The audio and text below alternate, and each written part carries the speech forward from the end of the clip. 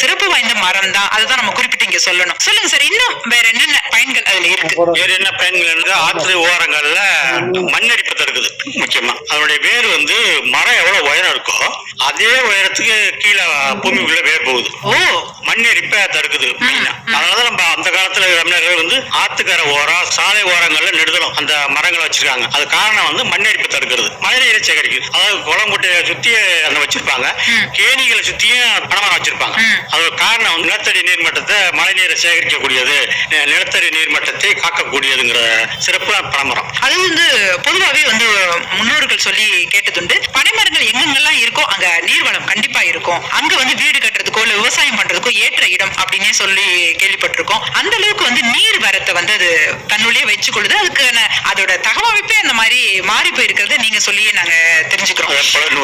இப்போ நீங்க இந்த பனை மரங்களை இந்த அளவுக்கு முன்னெடுத்து இது இன்னும் அழியாம காக்கணும் அப்படிங்கறதுல ரொம்ப முன்னணிப்பா இருக்கீங்க. இதன் தொடர்ச்சியா நீங்க என்னென்னலாம் செஞ்சுட்டு வரீங்க சொல்லுங்க. இன்னொரு சிறப்பு சொல்லிடுறேன். அதாவது 2000 ஆண்டுகளுக்கு முன்னாடி உள்ள ஒரு செய்திகளை நமக்கு கொண்டு ஓலைச்சுவடியா இன்னைக்கு கொண்டு வந்து நமக்கு சொல்லுதுன்னு சொன்னா அந்த பனை மரத்தோட அதை சொல்ல.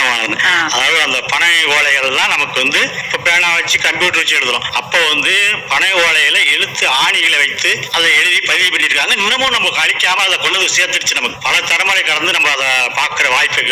பண்டைய தலைமுறை எவ்வளவு சிறப்பு மிக்கது அப்படிங்கறது கடத்தி செல்றது கூட ஒரு பனை ஓலை தான் தேவைப்படுது. கண்டிப்பா அந்த அளவுக்கு சிறப்பு மிக்கதுன்னு சொல்றீங்க. சரி சார், சொல்லுங்க.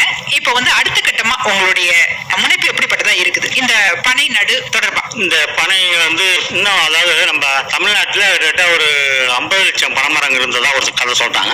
ஆனா இப்போ ரொம்ப அழிஞ்சு சொற்ப அளவு 5 லட்சம் பனைக்குள்ளதான் இருக்கிற மாதிரி சொல்றாங்க. 50 லட்சம் இன்னைக்கு 5 லட்சமா மாறி இருக்கு. அதனால அதை நம்ம இருக்கிற காலம் வரைக்கும் மாணவர்கள் இளைஞர்களை பயன்படுத்தி இந்த குறிப்பா நாட்டு நல பணித்திட்ட மாணவர்கள் தான் எங்களுடைய சேவைகளுக்கு முழுமையா பயன்படுறது. அவங்க தான் அவர்களை பயன்படுத்தி அதாவது குறிப்பிட்ட சீசன்ல தான் அந்த விதைகள் கிடைக்கும்.